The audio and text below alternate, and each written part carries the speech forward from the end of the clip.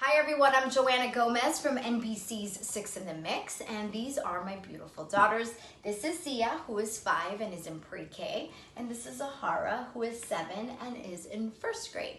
And part of the Achieve Read Out Loud challenge, I decided to read to you guys today Pinkalicious School Lunch by Victoria Kann. And the reason why we picked this book is because it is one of Zahara's favorite books to read. She loves it a lot. She gets a lot of laugh out of it, so I hope you guys enjoy. If there's one thing I love for lunch, it's a peanut butter and jelly sandwich. Mommy packs it for me almost every day.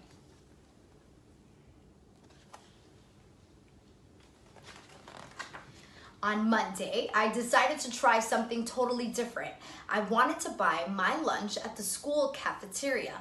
It would be terrific and pink terrific. They were serving spaghetti and meatballs like raspberry jello for dessert. Spaghetti looks so pink that if you use your imagination.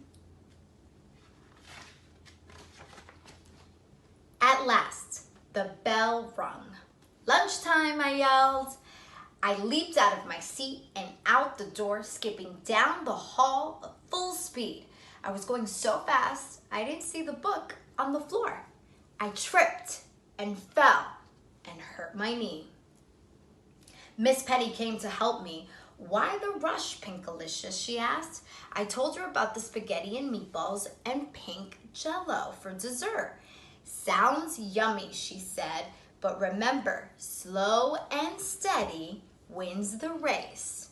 I wasn't quite sure what she meant, but I was too hungry to ask. Miss Penny walked down to the cafeteria with me. I got in line and waved goodbye. Soon enough, my special spaghetti would be all mine. All I had to do now was wait. So I waited and waited and waited.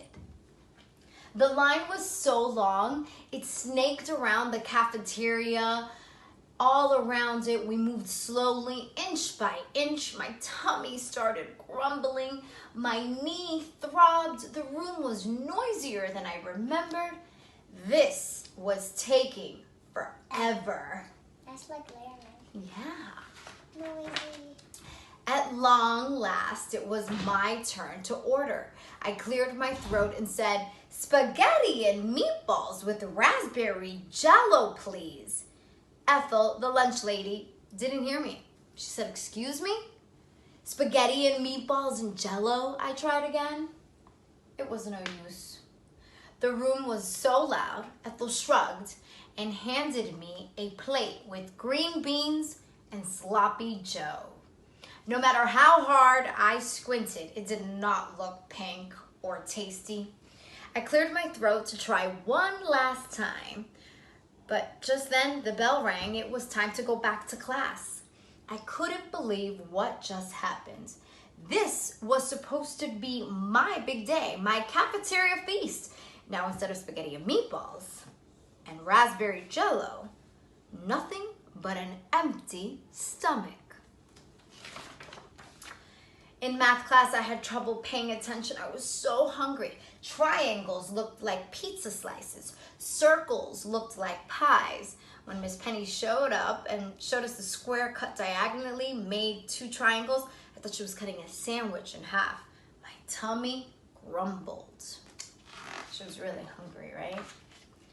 That night, I told Mommy and Daddy about how everything had gone wrong, how I tripped and I had fallen, how I had hurt my knee, and how it had taken forever to get through the line.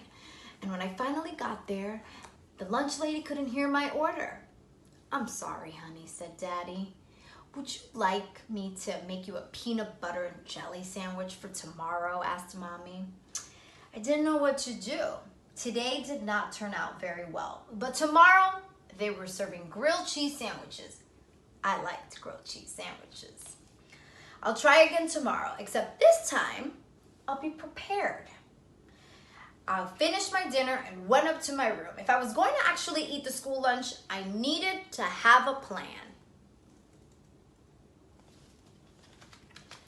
The next day at school, when the lunch bell rang, I pulled out the plan I had made the night before. Step 1, I read out loud, watch your pace. Slow and steady wins the race. I made sure not to rush to the cafeteria, and this time I made it without falling or bruising my knee. Miss Penny was right. This was much better.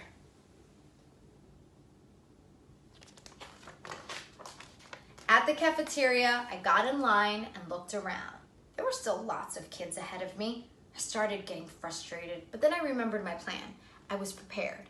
Step 2, I read. If the line is long, just sing along. I began singing past the time. I made it through. Pinkle, pinkle, little star, and Mary had a pinkle lamb.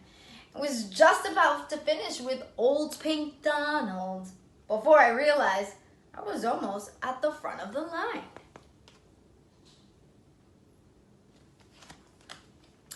Are you singing something? Asked Ethel, the lunch lady. I started to answer her, but the cafeteria was so loud she couldn't hear me. That's when I knew it was time for step 3 of my plan. Is the room very noisy from the lunch eating crowd?